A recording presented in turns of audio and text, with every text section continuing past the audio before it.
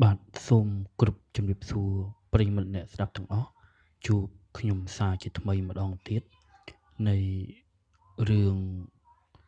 អំពើម្ដាយដើមដែលជាភាពបញ្ចប់មុននឹងសម្រាយរឿងនេះបន្តសូមបងប្អូនជួយចុចសញ្ញា Subscribe សញ្ញារូបកណ្ដឹងនិងចុច Like ម្នាក់មួយផងបងប្អូនពេលដែលត្រឡប់មកពីវត្តវិញកូនស្រីរបស់គាត់មានអាការៈធូរស្រាលច្រើនហើយគាត់ក៏បន្តស្នាក់នៅផ្ទះបន្តទៀតដោយគិតថាសប្តាហ៍ក្រោយនឹងទៅស្រុកកំណើតដើម្បីទៅសួរនាំប្រពន្ធអំពីបញ្ហាមូលហេតុអ្វីបានជាគាត់ដាក់អំពើទៅលើកូនស្រីខ្លួនឯងក៏ប៉ុន្តែអ្វីដែលគាត់មិននឹកស្មានដល់នាពេលព្រឹកស្អែកឡើងស្រាប់តែកូនស្រីរបស់គាត់ហ្នឹងបែរជាមានបញ្ហាខ្លាំងលើសដើមដូចរបៀបខ្មោចចូលទាញសក់ក្បាលខ្លួនឯងហើយសឹងថាយកកំបិតហ្នឹងមកចាក់សម្លាប់ខ្លួនឯងទៀតផងដោយទ្រាំពុនបានក៏បបួលមិត្តភក្តិប្រុសដែលគាត់មានកម្លាំងហ្នឹងឲ្យចូលរួមធ្វើដំណើរជាមួយនឹងគាត់ដើម្បីទៅស្រុកកំណើតពីព្រោះត្រូវការកម្លាំងប្រុសហ្នឹងដើម្បីជួយចាប់គាត់ដោយសារតែគាត់ដូចមានអ្វីចូលសន្ធិដ្ឋអញ្ចឹងហើយគាត់ក៏ធ្វើដំណើរទៅស្រុកកំណើតនោះទៅ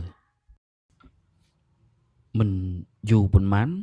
គាត់ក៏បានធ្វើដំណើរទៅដល់ផ្ទះដិតប្រពន្ធរបស់គាត់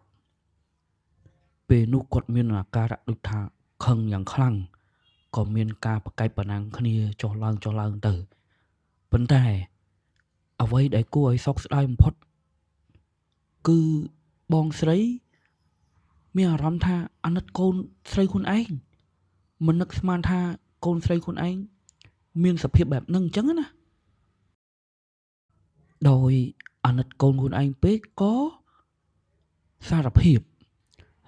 ថាគាត់ជាអ្នកធ្វើអំពើទៅលើកូនស្រីខ្លួនឯងក៏ប៉ុន្តែគោលដៅរបស់គាត់គឺធ្វើអំពើទៅលើអតីតប្តីទេដោយសារតែកូនស្រីរាសីដាក់អំពើបំពាន់ដែលគាត់បានធ្វើជាមួយនឹងគ្រូហ្នឹងបែរជាធ្លាក់មកលើកូនស្រីរបស់ខ្លួនឯងដល់ពេលអញ្ចឹងដំណោះស្រាយគឺគាត់ត្រូវតែទៅរកគ្រូដែលដាក់អំពើហ្នឹងដើម្បីដោះអំពើនឹងវិញហើយគាត់ក៏បានសារភាពដែរថាគាត់ដាក់អំពើទៅលើប្តីរបស់គាត់ហ្នឹងដោយសារតែខឹងសុំលុយមិនបានហើយសុំត្រូវគ្នាវិញមិនត្រូវចឹងទៅក៏កើតជាគំនុំគុំគួនដាក់អំពើនឹងទៅនៅពេលដែលដឹងសពសាច់រឿងអស់ហើយគាត់ក៏បានទៅរកគ្រូនឹងដែលដាក់អំពើនឹងឲ្យដោះវិញហើយនៅពេលនោះក៏នាំគ្នាទៅផ្ទះគ្រូ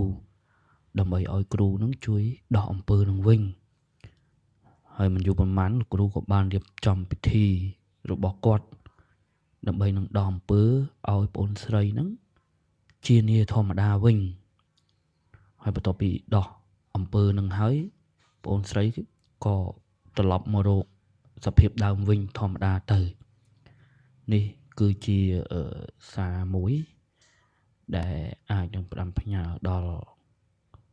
គូស្វាមីភរិយាដែលបានបែកបាក់គ្នាទៅហើយកុំចងកម្មចងពៀគ្នាបន្តទៅមុខទៀតដោះលែងឲ្យមានសេរីភាពអីចឹងទៅកុំឲ្យមានស្នាមរបួសនឹងដល់កូនធ្វើឲ្យកូនមានបញ្ហាហើយរឿងអំពើម្ដាយដើមនេះក៏សូមបញ្ចប់ត្រឹមតែប៉ុណ្ណេះសូមអរគុណហើយនឹងជួបគ្នានៅវីដេអូនឹងរឿងថ្មីជាបន្តទៀត